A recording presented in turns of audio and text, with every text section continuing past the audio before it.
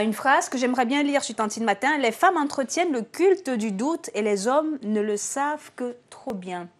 Ça me rappelle la citation du jour. Les doutes, c'est ce que nous avons de plus intime. C'était incroyable, c'est bizarre, mais c'est effectivement la citation de ce 18 mars 2011. Alors, Tantine Matin, c'est également les ombres chinoises. On a décidé d'en parler ce matin, aujourd'hui, avec Rio, qui s'échappe un tout petit peu de la Jamaïque. Oui, je me sens un peu de la Jamaïque parce qu'il y a de belles choses qui se font ailleurs. Hein. C'est vrai que là-bas, ils sont réputés pour leur médaille d'or et leur record de woman au niveau des médailles d'or, notamment de l'athlétisme.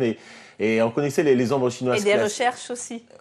Pardon ? Et des recherches, parce qu'il y a beaucoup de chercheurs chinois qui trouvent des choses incroyables qui ne sont pas forcément répertoriées. Ouais, exactement. Et là, celui qui a fait des petites recherches sur les ombres chinoises, il s'est dit pourquoi utiliser forcément les mains pour faire des ombres chinoises. Moi, je vais les faire avec des objets. Et bien lui en a pris parce qu'il va réaliser de vraies petites prouesses. Vous allez voir sur ces photos qui vont totalement vous bluffer, qui font actuellement le tour de la toile, des choses qui sont réalisées en ombres chinoises. Regardez par exemple, avec ces petits morceaux de bois, tantôt des triangles, tantôt des formes cylindriques, rectangulaires, il va réussir à faire un homme qui marche. Regardez la projection. Alors c'est une femme, hein, pour être plus précis. J'ai tout de suite reconnu, hein. Je ne dirais pas pourquoi. Et donc, ça possède des pectoraux qui pendent. Hein. On peut dire ça comme ça. Voilà, donc voilà. Regardez, mais c'est impressionnant quand même. Hein. C'est une photo, c'est bluffant. Alors, ça donne une femme, incroyable. Voilà, il n'y a pas que cette photo hein, qui est bluffante. Regardez celle qui va venir après. Regardez, Freedom. Alors, c'est pas écrit au stylo, ou au crayon, au feutre, à l'ordinateur. Hein. Ce sont tous ces amas cylindriques, ces petits anneaux qui font qu'en projetant dessus une lumière, l'ombre donne freedom. T'es sûr, Rio? Tout à fait. C'est une photo authentique. Hein. Croire, moi aussi, quand je l'ai vu, j'avais du mal, mais c'est tout à fait véridique. Non, hein, parce que hier, tu nous as dit qu'il y avait des extraterrestres qui avaient atterri chez toi. Donc, permettez-nous de douter de toi. Hein. Oui, un minimum. Voilà. Une autre photo totalement bluffante encore. Regardez. Voilà. Qu'est-ce que vous en dites, à votre avis? Y a-t-il des personnes derrière le... C'est Yves Montand, non? Non, ça n'a rien à voir. Qu'est-ce qu'elle fait, la femme qui est assise là-haut? Cette femme, elle est assise, mais regardez au premier plan, vous avez des petits amas de ferraille qui ont été amassés et collés les unes aux autres, assemblés de manière à donner cette image, cette ombre d'une femme qui est donc assise. Et regardez ce monsieur qui est... J'ai du mal à te croire ce matin. Non, et regardez ce monsieur qui est debout, c'est la projection de la lumière et sur l'assemblage de tous ces petits bouts de ferraille qui donne cet homme qui vous semble être... Non. Alors, Sabine, n'enlève pas la photo parce qu'effectivement, là, sur la deuxième image qui donne la femme assise, c'est bizarre parce que ce tas de ferraille, justement, n'est pas relié à la tête et pourtant la femme elle est c'est une question d'angle, d'éclairage après. Oui, c'est l'éclairage, c'est une question d'angle et d'éclairage. D'ailleurs, vous-même et pour vous, je vais vous poser la question, est-ce que ça vous est déjà arrivé le soir de vous promener, de regarder la projection de la lumière sur des arbres et d'avoir peur souvent que ça représente une espèce de monstre, ou etc. Vous n'avez pas peur des fois de la projection de l'ombre de votre balai ou de je ne sais quoi chez vous qui semble représenter une forme qui vous soit amuse ou qui vous fait peut-être peur? Moi, j'ai déjà vu l'ombre de Rio ici à Télé Sud le soir. Oui, qui rôde, voilà, sur un arbre qui rôde. J'ai l'impression c'est King Kong qui me suit, mais c'est Rio. C'est le même principe, sauf que la nature le fait totalement de manière simple et simpliste. Et là, c'est tout simplement calculé de manière à ce que chaque objet soit à une place particulière pour donner cet effet d'optique. Allez, on va pas s'arrêter là. C'est artistique, c'est trop beau. Regardez celle-là, cette prochaine photo. Voilà. Premier plan, on a des canettes. Et en deuxième plan, regardez, vous avez quoi? Une ville. Et vous avez une ville, voilà. Ça, c'est bluffant, hein. Et avec des canettes, hein, des canettes de soda. En ombre, on a New York et au premier plan, on a Bobigny. Je l'aurais pas mieux interprété. Qu'est-ce que vous en pensez? Une petite dernière photo. C'est bluffant. Petite dernière photo, je pense. Je suis pas très sûr. Hein, je sais pas combien j'ai décidé de vous en montrer. La dernière photo, c'est toi. Et il faut juste qu'on trouve l'ombre qui est derrière, ce que ça donne. Voilà, ça donne ça. Regardez, c'est bluffant. Hein, regardez, le chapeau, on voit bien, hein, la boîte qui fait le chapeau. Et toutes les autres qui forment un petit peu ce personnage que vous voyez là. Tu veux nous dire que c'est cet objet qui donne le monsieur là? Oui, l'ombre de cet objet. Parce qu'il faut savoir que l'ombre de l'objet n'est pas forcément l'objet lui-même. Vous voyez, si je mets carrément quelqu'un, je dessine un monsieur, je mets l'ombre, etc., je ne vais peut-être pas avoir la même projection. C'est jamais la même chose en fait. Voilà. Donc moi je dis bravo à cet artiste-là qui nous régale avec ses photos. Voilà, c'était bien, c'est divertissant et le génie humain ne s'arrête pas. Et tu nous montres en même temps ce matin l'importance de l'éclairage. Hein, oui, bien sûr, bien sûr. Merci les frères Lumière. Ouais. Merci aussi EDF. EDF. Merci aussi de bien nous éclairer sur le plateau de Tantine Matin, parce que sans éclairage, sans sabir, peut-être qu'on serait des monstres sur le petit écran, Rio, qui sait. Voilà, et ce travail, on le droit à Kumi Yashashita. Oui. Voilà, et ça, c'est pas une blague non plus. Hein. C'est Kumi Yashashita. Yashashita. Quelques photos de notre invitée Sandrine Dury sur Tantine Matin pour poursuivre cette matinale. Alors, c'est des photos qui ont été prises, je pense, pendant tes interviews. Oui, c'était sur TF1, je crois, oui. Sur TF1, lors de quelle émission? C'est quoi l'amour? C'est quoi l'amour, oui. Papa ou maman poules, voilà. c'était le sujet. Comment gérer l'arrivée des enfants? L'arrivée des bébés et ne pas se laisser déborder. Oui. Voilà, peut-être que tu vas nous en dire un mot. Comment tu as été recrutée justement pour TF1, pour l'émission? En tant que spécialiste, en fait, des relations parentales, familiales. Il m'avait demandé, il y avait des témoins, des invités sur le plateau qui avaient chacun une histoire particulière, qui venaient d'avoir un bébé, d'autres un petit garçon de 2-3 ans. Il y avait une maman très fusionnelle, je crois. Et donc, ils voulaient qu'on en discute, qu'on en parle et qu'on essaye d'avancer, de leur donner mes conseils. Et là, c'est sur W9? Oui, W9. Là, c'était sur le déni de grossesse, suite à une histoire. C'est terrible. Déjà, la fameuse chanteuse de R&B qui a fait un déni de grossesse, Sherifa Luna, qui a dansé, qui a gagné comme ça. Est-ce qu'on peut en parler un tout petit peu, justement? Comment tu expliques ce phénomène? Parce que depuis, justement, que Sherifa Luna en a parlé sur TF1, on a toute l'impression d'être enceinte.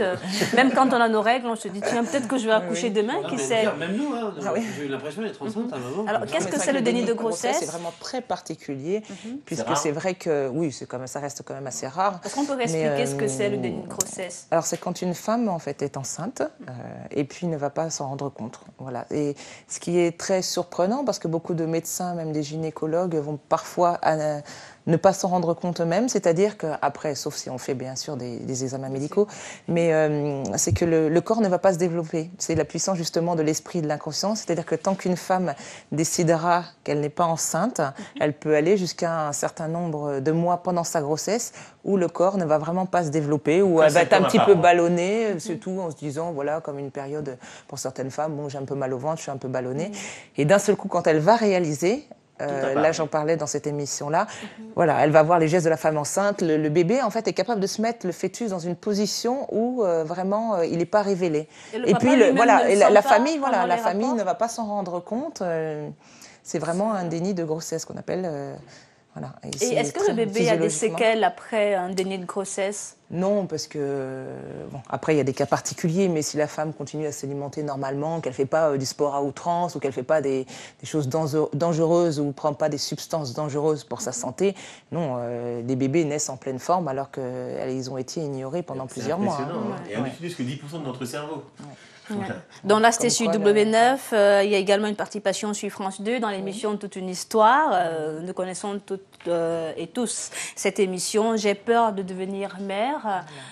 Voilà. Là, j'avais coaché une famille, une jeune maman qui avait 2 enfants qui venaient d'avoir des bébés prématurés, voilà, des jumeaux, et qui ne s'en sortaient pas, voilà, et qui, même si elle avait déjà 2 enfants qui avaient 4 et 5 ans, avec l'arrivée de ces jumeaux, était complètement débordée et avait besoin de conseils, en tout cas, pour essayer de s'organiser, et puis essayer, parce que l'agrandissement de la famille avait complètement tout bouleversé, et il fallait un peu... Est-ce que le papa n'y est pas pour quelque chose quand on sait qu'il y a des pères, des maris, justement, qui veulent garder leur femme pour eux, qui ne veulent plus de bébés, et quand ça arrive, ils déstabilisent un tout petit peu la femme? Est-ce que le papa n'a pas sa part de responsabilité? Tout à fait, c'est une relation de couple, hein. L'arrivée d'un enfant, ça se vit à 2, donc c'est vrai que si il n'y a pas d'harmonie dans le couple à ce moment-là, ou qu'il y en a un qui est un petit peu distant, ou qui vit l'aventure d'une autre manière, bien sûr, il peut y avoir justement une distance, quelque chose qui est un petit peu différent, qui peut déstabiliser l'un ou l'autre et faire que l'histoire après parentale va se dérouler dérouler complètement différemment suivant l'arrivée des J'ai enfants une et leur question âge. intéressante à vous poser. Juste avant, je rends à César ce qui est à César. Donc, les ombres chinoises, c'est Kumi Yamashita, Larry Kagan et Shigeo Fukuda. Voilà, messieurs, bravo.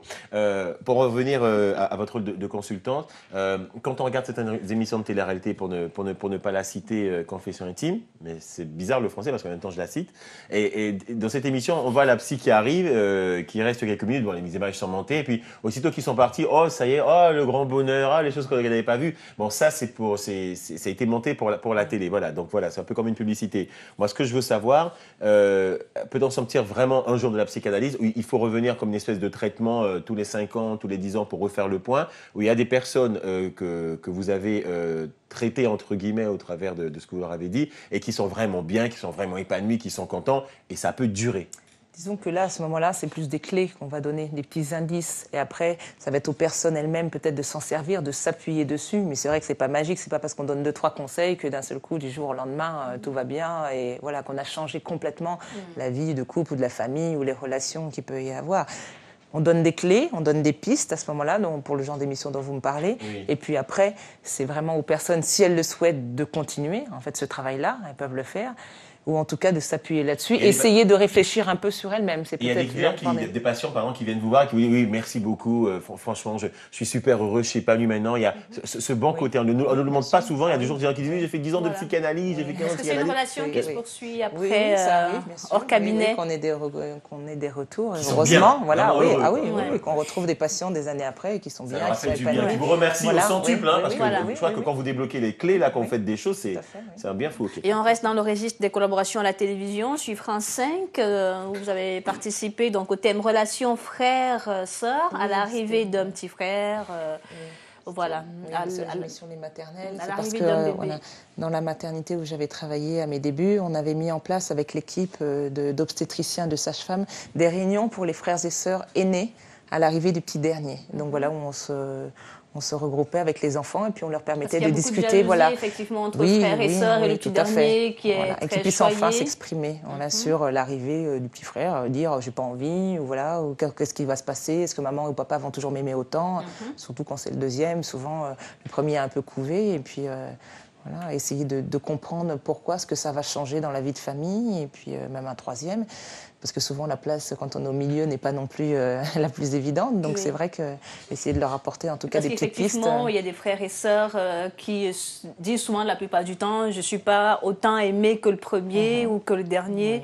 Normalement, c'est une frustration qu'on a toute la vie. Et il faut forcément aller vers un psychanalyste dans ce cas-là ou... Si ça devient quelque chose de vraiment perturbant et que dans votre vie personnelle, privée ou professionnelle, ça implique beaucoup de conséquences, oui, à ce moment-là, il faut aller consulter. Mais c'est pas systématique. Mais c'est vrai que ça coûte cher de nos jours d'aller voir son psy. Qui fixe le prix?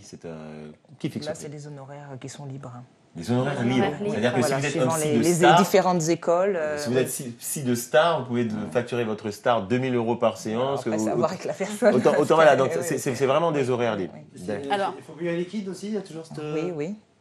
Alors, Tout à c'est fait. les mêmes En fait, L'argent Pourquoi a une symbolique en psychanalyse. Donc voilà, le geste et l'argent par rapport à ce que ça représente. Oui. Il faut payer en liquide. Oui, normalement, oui. Oh, je viens d'avoir une nouvelle carte bleue. Peut-être que certains. On vous enverra l'URSSAF quand même. Hein. D'accord. C'est des conseils que tu donnes également dans la presse écrite, notamment dans les magazines Maxi, Doctissimo, Psychanalyse... Magazine, oui, voilà, c'est oui. ça, Enfant Magazine, Femme Actuelle, beaucoup d'autres magazines, voilà.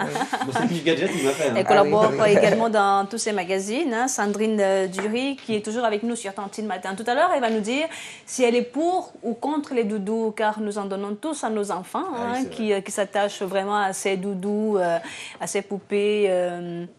Pendant plusieurs années. Est-ce qu'elle est pour qu'on ait doudou et jusqu'à quel âge? On va aussi parler de tétine quand on sait qu'il y en a beaucoup qui aiment téter, oui, tout à fait. Alors, on va peut-être se retourner vers Malek pour un petit jeu encore. Oui, les petites ouais, ce serait bien que tu mesures encore notre du quotient maillot faible. intellectuel. Allez, on y va. Tu joues Sandrine. Hein. Qui a créé le personnage de Mickey? Ah, c'est la même qui a créé Walt Disney Mickey, d'ailleurs. donc, bah, c'est Walt Disney en Oui, fait. c'est Walt Disney. Le mec qui répond texte Avery quand même. À partir de quelle plante fabrique-t-on les cigares? Quelle plante fabrique-t-on les cigares? Des cigares. Je Ah, sais pas, vas-y. Je sais pas le. Les feuilles de. Ouais, des feuilles de de cigare. tabac, de tabac. De tabac, en fait. Oui, de tabac. Donc le mec répond la Havane. Hein, il fait avec une île, il fait